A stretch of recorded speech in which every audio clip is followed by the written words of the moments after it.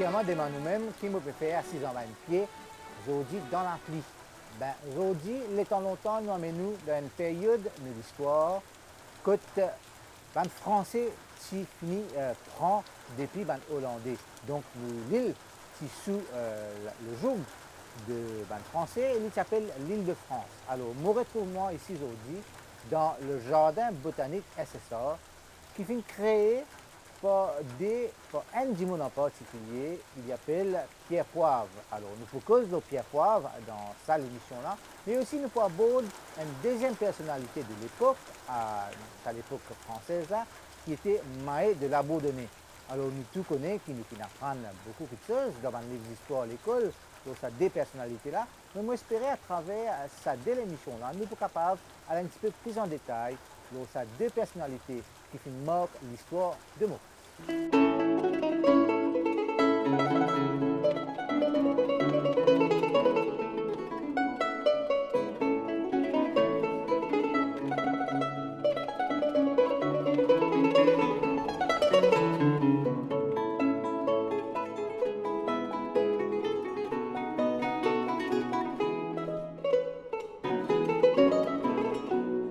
Donc Alain, comme on nous dit, nous devons le buste de Pierre Poivre.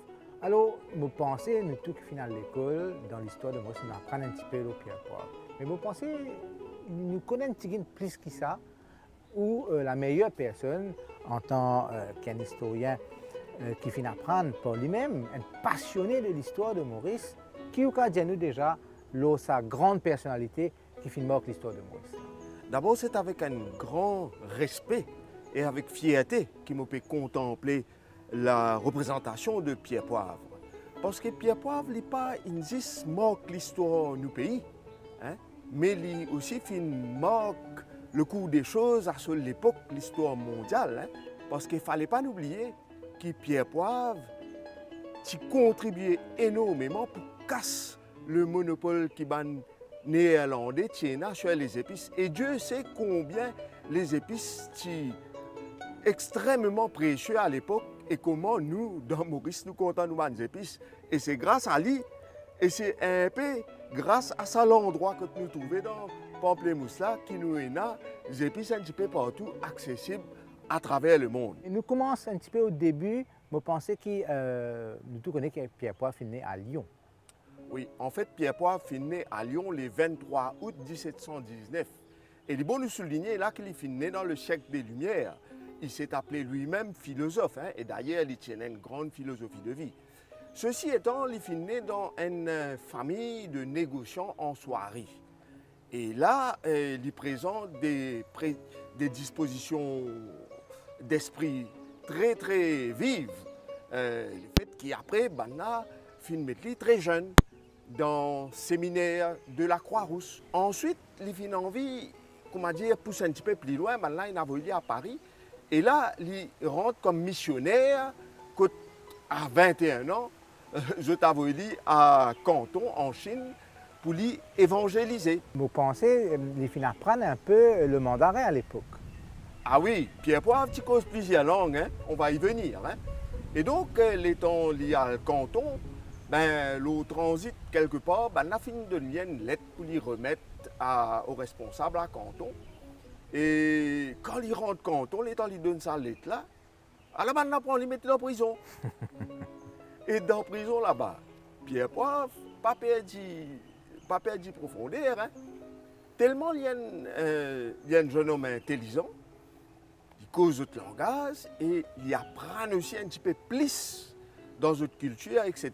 Il rentre camarade aux autres. Maintenant, je t'apprécie l'intelligence vive et je te langue bien vite.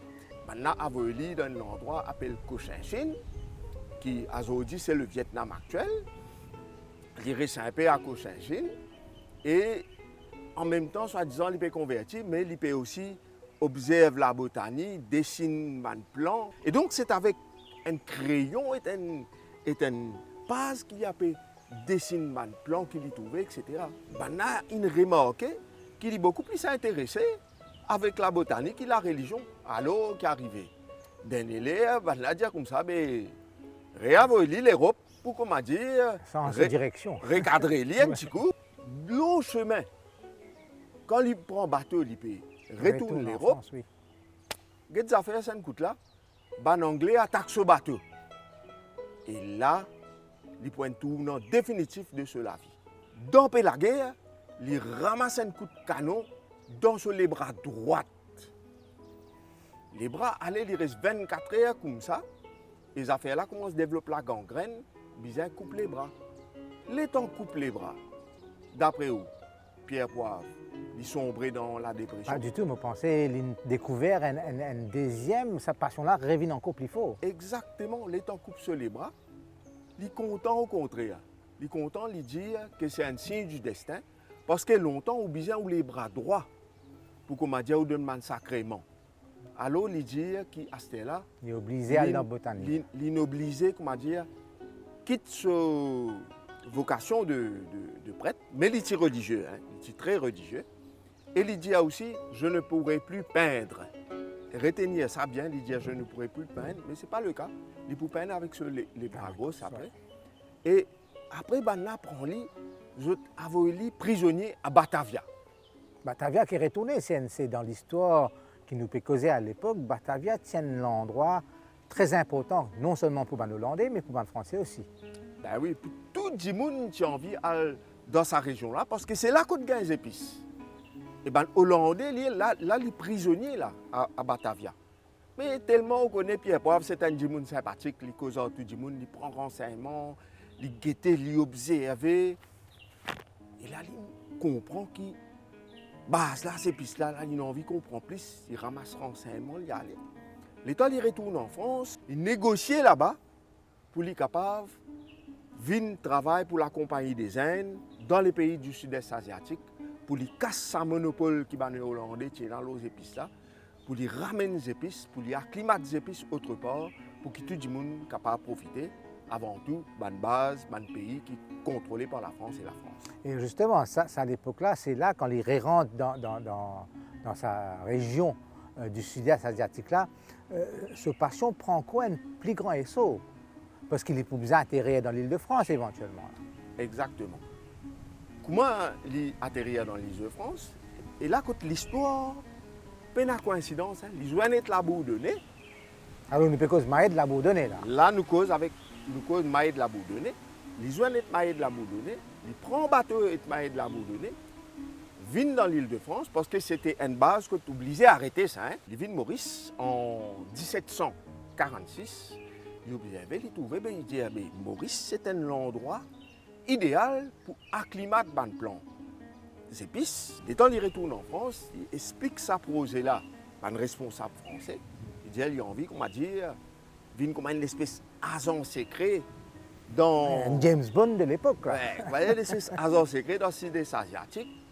Et en même temps, qu'on m'a dit, tracé pour qu'aucun plan là. Et ça à l'époque là, si Mayune, qu'aucun Boutier, ici là-bas, on met tout en prison. Mais malgré ça, on n'a même pas là. Tu as un bel courage et les petits malins.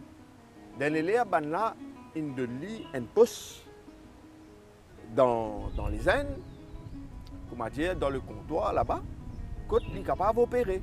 Et effectivement, il fait le va-et-vient. Vous connaissez, il vient plusieurs fois Maurice. Hein? Il vient plusieurs fois passeport Maurice. Et tourne l'Europe. Il fait sa route des épices là déjà. Là. Il vit plusieurs fois. Et là, Pierre Poivre, arrivé effectivement, il est arrivé, prend certains plans, amène-les dans Maurice. Comme on nous dit, un peu comme un Mauricien content fait longtemps, oui. Coupe un petit boutier, mettre dans un poste tranquille, amener, personne ne connaît. Mais c'est bon, il fait de façon systématique, oui, avec un but derrière. Systématique. Et à l'époque, nous ne pas encore conscients de mon implication environnementale et écologique. Et les bon nous dire que sa pratique ramène quelque chose là, il n'est pas très correct. Tout à fait. Aujourd'hui, c'est carrément défendu. Aujourd'hui, il est défendu. En 1766, il gagne une proposition pour lui venir travailler dans Maurice comme intendant. Île-de-France, nous dit là, parce que Maurice, il change nom là. À l'époque là, c'est l'Île-de-France de l'époque, comme intendant. Et donc, là, Pierre Poivre va encore être célibataire. Là, hein. Pierre Poivre va encore être célibataire. Il réfléchit. Il joue une 35 là-bas en France. Une jolie madame, une poupette, jeune fille. tenir ou bien 30 ans plus jeune qu'il. Ah, Et 35 là, comment dire, une petite famille, ça, une petite sport alliance, Pierre Poivre, ça. Hein. Depuis 100 enfants, comment dire, il est impressionné par Pierre Poivre, quand Pierre Poivre est là, un dîner de famille. Vous connaissez en France, comment on fait un dîner, une réunion, lui raconter comment ça a été dehors. ah oui, il raconte sur un exploit qu'il a fait, sur un voyage. Il ne pas faire ça grand noir, mais il raconte. Et du monde là, et il y a ça depuis petit, comment dire, tu peux guetter avec Une passion. impression, Une une passion. passion, et nourrit, comment dire, quand il est adolescent, il nourrit un penchant amoureux, sentimental pour sa tonton pour alliance. Ça. Et il a même là fait la proche là, hein. J'ai envie de moi hier. Il s'appelle Françoise Robin. Dernier, les rois de une décoration, cordon de Saint-Michel. Et là, il a accepté pour venir intendant en France. Il monte au bateau en 1767 avec ce zen Madame Françoise Robin. Et là, c'est à Maurice qu'ils ont, pour ainsi dire, faire ce voyage de noces. Et je suis content, ce camarade. Et là, quand il rentre Maurice en 1767, il y a une situation, il est en colère avec les habitants Maurice, qui fait qu'il est en colère avec les habitants Maurice, parce que je ne peux pas respecter l'environnement du tout. Et là, là écoute-les bien. Il dit, là, get ça. La nature, il donne l'île Maurice bénédiction. Et je peux trapper sa bénédiction, je peux aller de ma mauvaise manière de faire. Get-moi bien. Mon pour là, pour et d'autres, mais aussi pour bien sévère. L'Itina, ici, pareil, comme on m'a abandonné. L'Itina a une obsession pour l'autosuffisance. Et c'est pour ça qu'il ramène beaucoup de légumes, beaucoup de fruits, tout ça, à Maurice. Et là, on commence à travailler. Et Pierre Poivre, c'est un gros travailleur. Bernardin de Saint-Pierre, il rentre Maurice en 1768. Il vient comme un ingénieur, comme un botaniste. Mais comment dire, quand il est venu, comment il joignent Madame Pierre Poivre, il a le Thomas Mouré. Ah là là. Il a le Thomas Mouré. Et où là? Quand il est Dangereux, ça. Dangereux. Il visite souvent ici. Écrit l'état Pierre Poivre a le gain compte. Renvoie-lui la France. Heureusement, ils se renvoient, là. Spécialement sur les cannes cassées. Et il se dit qu'il s'est inspiré de sa chagrin d'amour, entre guillemets, là, pour lui écrire sa roman Paul et Virginie, là, en 1787. Mais là, Pierre Poivre, il y a des petits filles dans Maurice, et tellement il est content, l'île de France à l'époque, il bon nous rappelle par ce nom de l'époque, l'île de France à l'époque, qu'il y appelle une de ses deux filles, il appelle l'île de France Poivre. Waouh. Il n'est pas poétique, ça? Très poétique. Même lui aussi, il a une force terrible, parce que ça l'amour-là, il est bien faux pour ce pays-là, pour y appeler ses enfants, ce nom-là. Et là, il est bon qu'il nous dit, hein, nous retourne un petit peu la personnalité qui nous peut causer, que Pierre Poivre, c'était parmi les premières personnes qui jette le base, hein, de continuer à jeter les bases de l'Imbourg moderne. Il fait faire beaucoup de choses entre 1767 et 1772 qu'il fait Vin Maurice. Mais sa contribution le plus probant, c'est sa jardin qui est autour. Absolument, c'est ce que je vous dire, quelque part, depuis l'époque que sa jardin-là existait, jusqu'à aujourd'hui, il fait tout le monde. Un visiteur qui vient de Maurice, monsieur qui sa jardin-là, il trouve son itinéraire de visite. Et comme beaucoup de monde, c'est un joyau qui nous trouvait aujourd'hui et qui est encore vivant, nous cas dire presque 400 ans après. Absolument. On nous cause un petit peu, bon, il quitte Maurice éventuellement, il retourne dans la France natale, oui. Et quand il finit décédé. Et les temps il retourne là-bas, eh bien, il a dans ce domaine qui appelle le domaine de la Freta. Hein, et il finit, on ne peut pas dire qu'il finit cool des... On ne peut pas connaître vraiment... des jours heureux. Des jours heureux, mais à côté de sa femme, toujours, il reste toujours avec sa madame, Françoise Robin. Et là-bas, il y a encore une petite fille, ça veut dire 3 filles. Hein, et malheureusement, il a perdu une petite fille lors de ce... quand il était encore vivant. Et là, les films à un âge vénérable, hein, dans les, vous pensez vers les 1786, exactement, je ne suis pas capable de dire où. Ben, nous terminons un petit point humoristique. Est-ce qu'il nous connaît qui, si Bernardin Saint-Pierre pas final redéfait les tours quand Pierre Poivre finit retourne en France, par hasard? L'histoire paraît tenir ça, mais il y a une chose qui est définitive, c'est qu'il y a une lettre qui finit échangée entre lui avec Françoise Robin, il est conservé dans les archives. Ça. Très bien. Merci beaucoup, Alain Jeannot. Je crois que nous apprenons beaucoup de choses de ça. Si les temps qui nous finissent dans là, l'eau Pierre Poivre, nous aussi qui nous pourrons retourner vers Pierre Poivre dans une future émission, je pense que la prochaine étape, c'est de cause justement de l'ami de Pierre Poivre qui était Maë de la Bourdonnais. Donc à très bientôt pour nous cause Maë de la Bourdonnais. Merci. Merci.